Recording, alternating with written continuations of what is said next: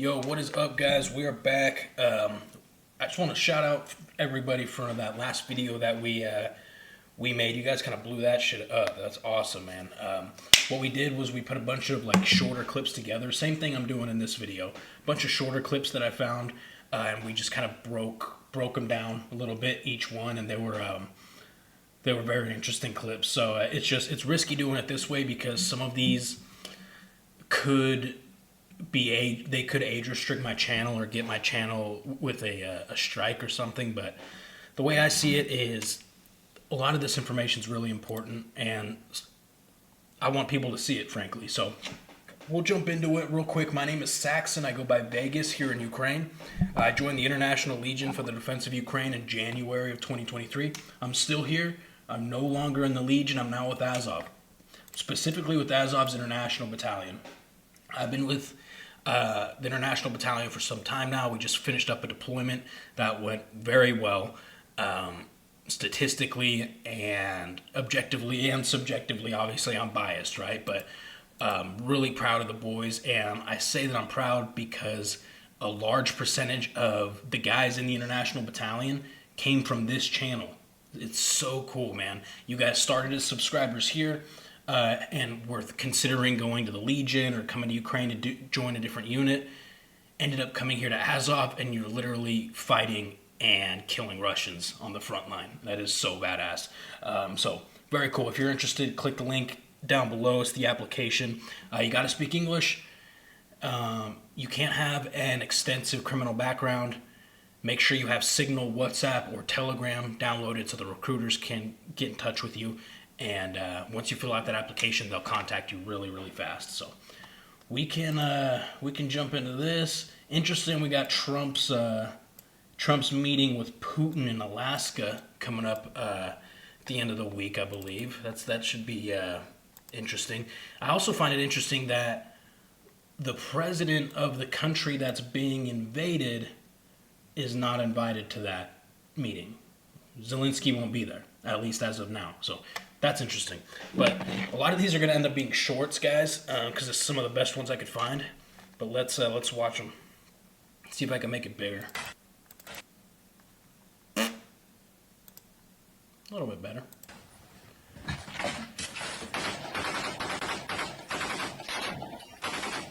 Good God.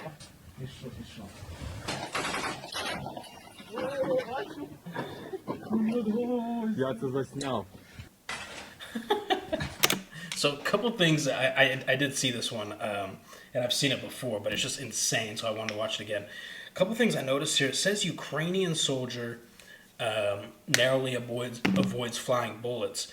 To me, that looks like a Russian soldier. Correct me if I'm wrong. Anybody who may know better in the comments, which I'm sure there's plenty. Look.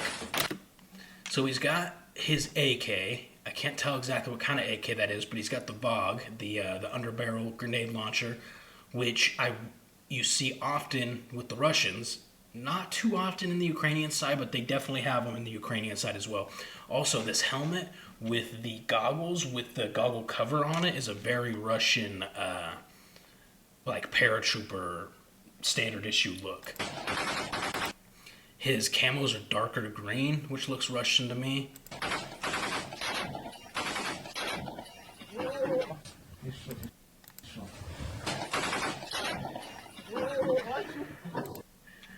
And then this guy's plate carrier is like OD green, so that doesn't give us much of a help at all. But that video is insane, dude. Like, seriously, that close to avoiding a headshot. Clearly the guy that he was shooting at was just waiting for him to pop back into that window.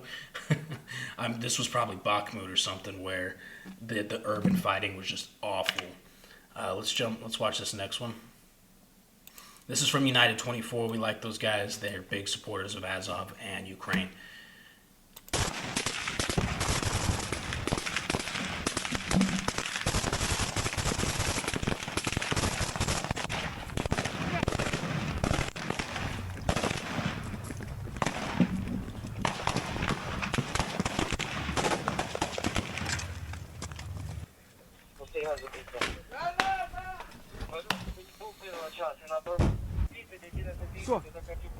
Все, отходь. So this is crazy, right? There's a couple reasons I put this one in here, but let's watch it. Let's watch this beginning part again.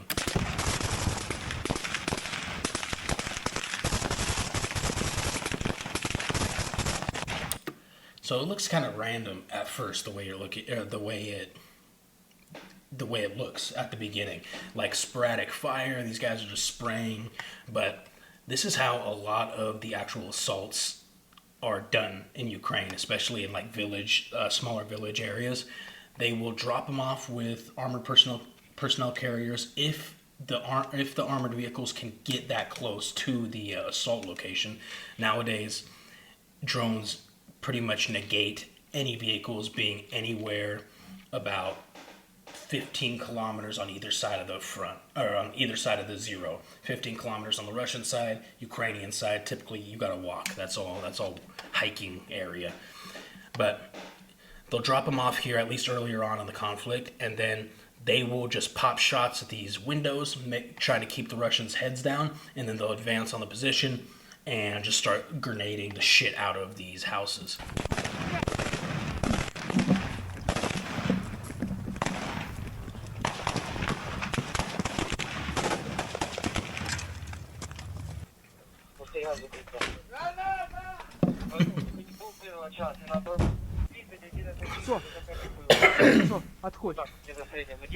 So that's kind of cool.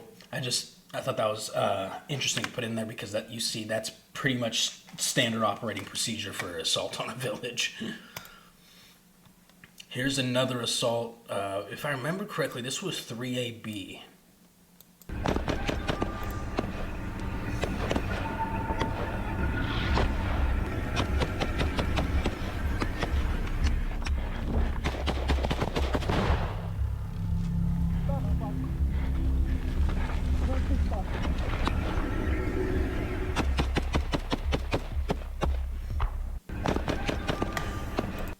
Couple things to note, right? These guys are using Western style ARs, rifles, different than that AK that last guy was using. This guy's got like a D-ball and a whole bunch of different attachments on his rifle. You can see these guys are pretty well kitted as well.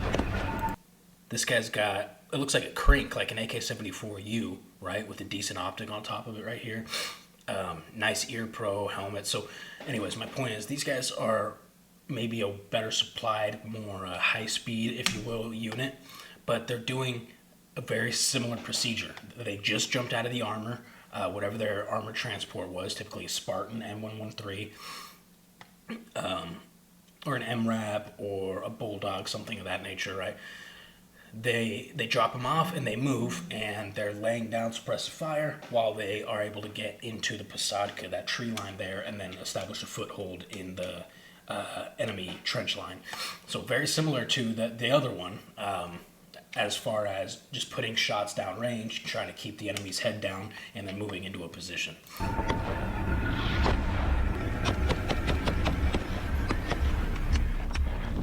Yeah, that dude's rifle is more tacked out than my rifle is. That's very nice.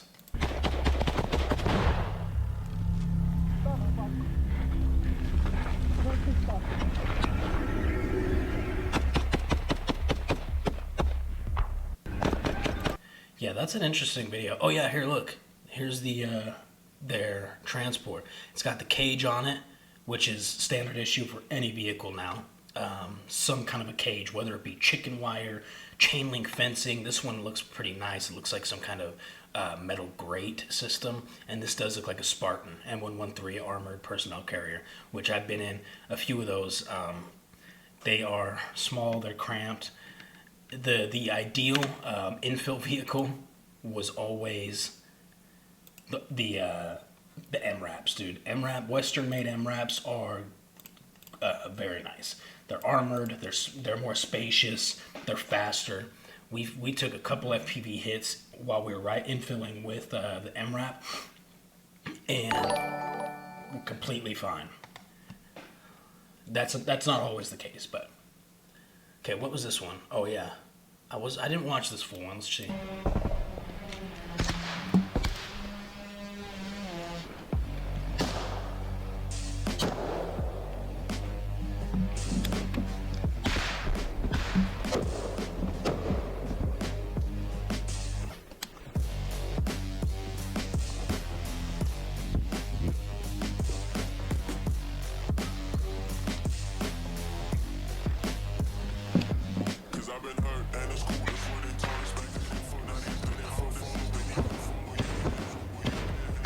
Это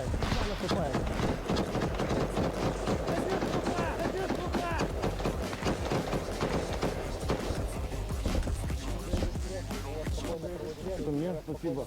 Это мне спасибо. Я понял, мы хорошие ребята. Мы хорошие ребята. They're just looting the dead guy, taking his patches and shit. So I do remember why I put this one in. They're assaulting a bondage or a bunker right here, right? And this is why I've mentioned in multiple videos, but the last place you want to be when the enemy is assaulting you on foot is stuck in one of these bunkers, because this is why. You'll get surrounded, they'll control the entrance by just popping shots every couple of seconds, boom, boom, boom, making sure you're not peeking or trying to stick your rifle out and spray or lob a grenade. So they're controlling the entrance. There's only one way in, one way out. And then typically this guy right here or this guy are just lobbing grenades in there until the person's either dead or they are so injured that when you enter with your rifle, they're not going to fight back. You just dead check them.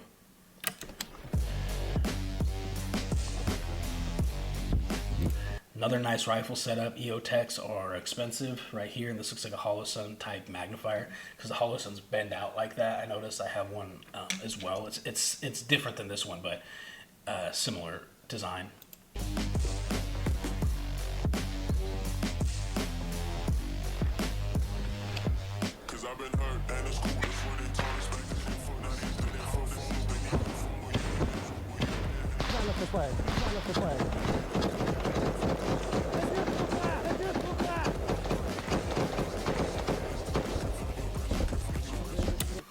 I would imagine that barrage probably killed him right there. And then they took his patches. And then obviously you can get a lot of intel off of the dead guys. You could try to get their radios.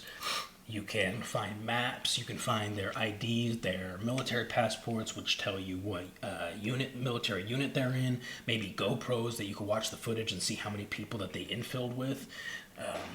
If you watch GoPro footage and there's 6 guys on this guy's video and there's only 3 dead Russians, you know there's might be 3 more that you're looking for somewhere. I found this. It says Russia side Sparta battalion dropping grenades on Ukrainian army in trenches. So this is the Russians drone dropping on the Ukrainians. We can talk through this one because there's no audio. So I've been in a similar position like this where these guys are sleeping. You can tell, at least in my opinion, it looks like these guys are asleep.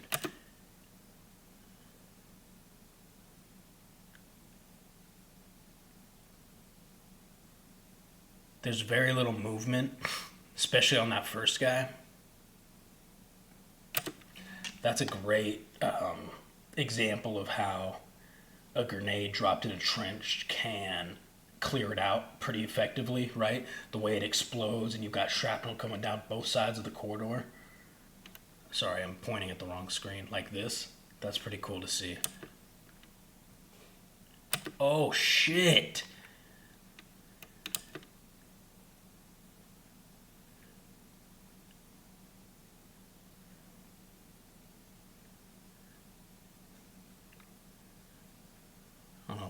Oh, you know what? I wonder, what was that, dude? It's so fast. If it's a drone, it's got to be a fixed wing, and it would be some kind of jet-propelled fixed wing, which they have now, they're using now, but the explosion's huge. And look at all these, look at all the heat signatures. I wonder if that's all Ukrainian soldiers bunched up like that.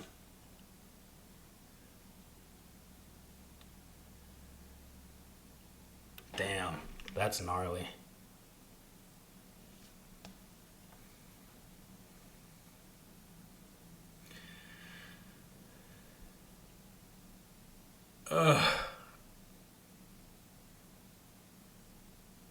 Yeah.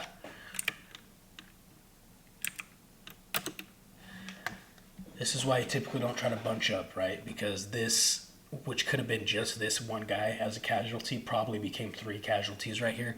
You could see this guy. He's obviously, or it looks like he's standing right now. When that grenade hits, he loses function of his legs, of his bottom half of his body. He's just like scooting himself into the bunker right here. Boom, drops, scoot, scoot, scoot, scoot. That's fucking shitty.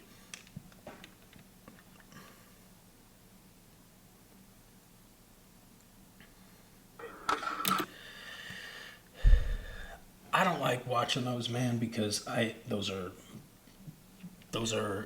who have become brothers to me, right? Getting hurt and possibly dying in that footage, but it is important to show once in a while that Ukrainians, our side is taking a lot of casualties and a lot of KIA as well.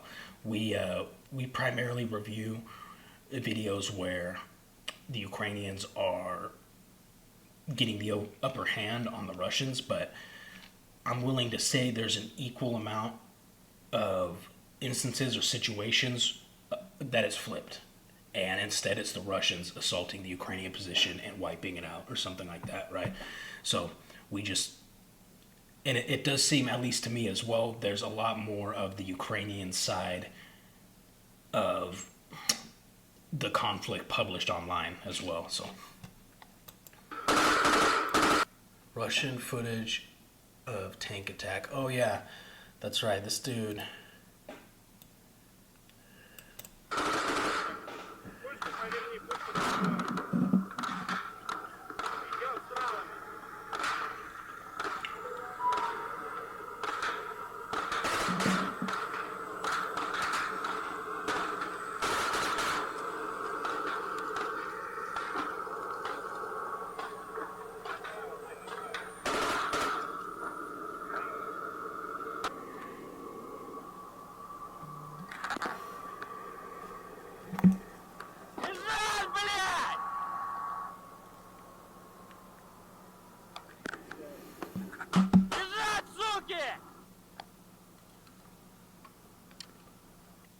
That, I forgot to mention, that's also Russian, I believe. Oh, okay, we're not going to watch that one.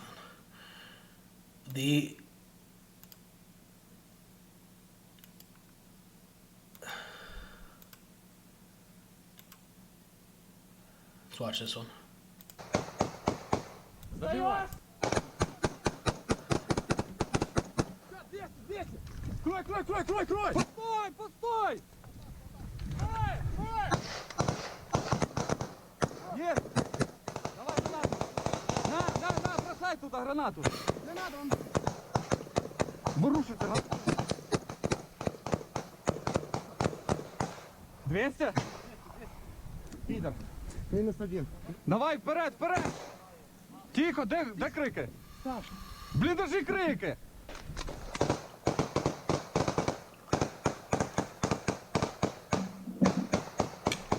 Сдаешься? Выходи, сука! Выходи! Почему? This says Ukraine's elite 47th Brigade pinned down Russian soldiers with heavy gunfire in brutal trench battle. Just another good example of how gnarly in close quarters this conflict is. These guys are just walking up on these positions and, you know, smoking out and removing these Russians like rats and hiding in their rat nest.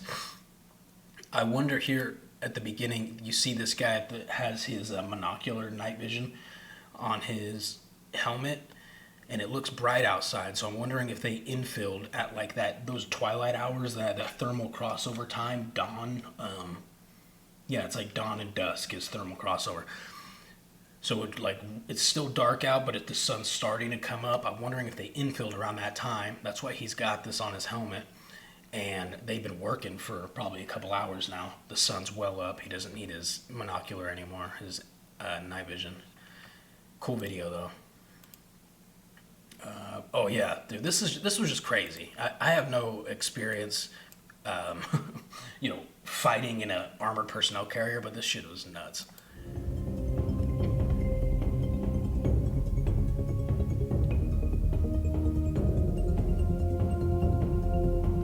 this is the Russian BTR right here.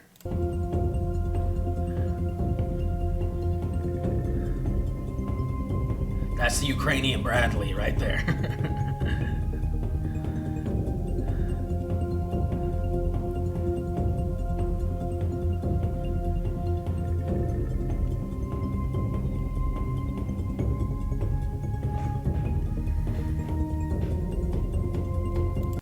It ends up just pulling into here and not doing anything, and the video ends. But driving directly at each other, firing,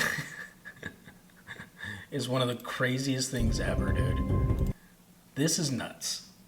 Actually crazy. Just feet apart and just firing your main cannons directly into each other's armored vehicle. That is one of the craziest things I've ever seen. Alright, moving on. Da Vinci's Wolves.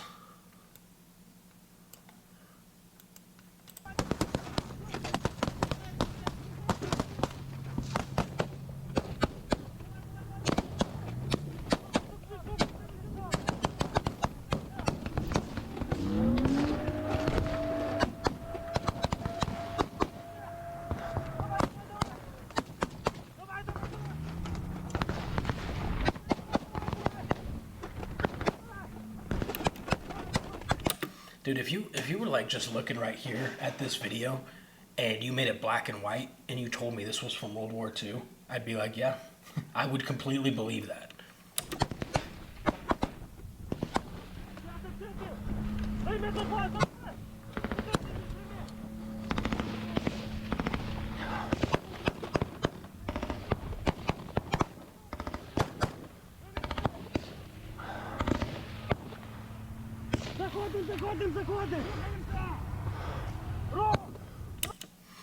Da Vinci's Wolves have gotten a pretty good reputation for themselves in this,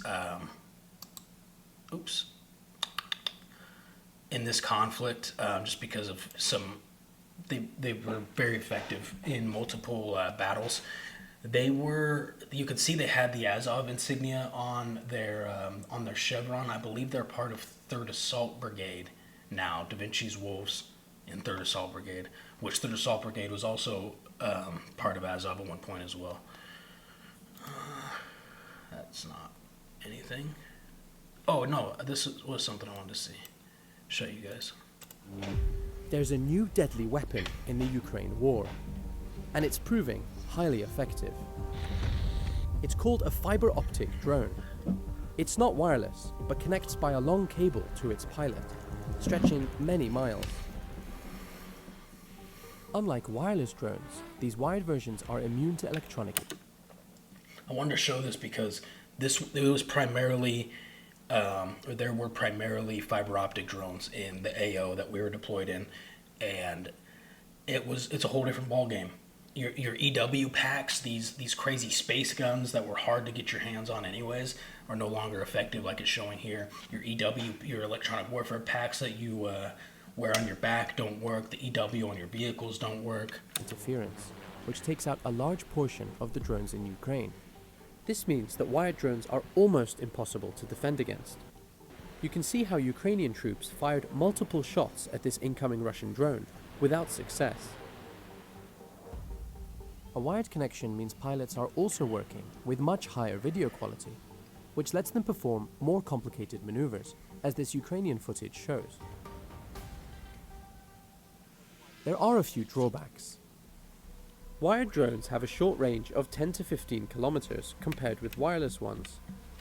That's not true anymore. The ones that we're working around and with could reach all the way up to 40 kilometers, 40. Which can sometimes be controlled tens of kilometers away. And occasionally, they can get caught on obstacles. Great swathes of the battlefield now look like this. These drones may be a new weapon, but wire-guided missiles like these have been a mainstay of Alright, I just wanted to show that part of it, because that is the main threat, in my opinion, now. Drones, of course, we already knew, but fiber optic now. Now that electronic warfare has become somewhat reliable and effective against drones, now they found a way around that as well. So that's it. Wanted to show that stuff, you guys. Do me a favor, like, share, subscribe. Let's continue blowing this channel up, please. The more people that can see my content, I'm hoping will be more informed about, will make a more informed decision about what unit that they will join when they come here to Ukraine. Maybe they will decide they don't want to come to Ukraine because this war is a hellhole. It is a hellscape. But if they do decide, hopefully they'll join a solid unit like Azov, or even if it's not with us at Azov, there's other solid units in Ukraine. Just do your research, man. So fill out the application down below in the description if you are interested in, if you're already coming out here to Ukraine, you're interested in joining Azov, hit us up. I love you guys. We'll see you in the next video.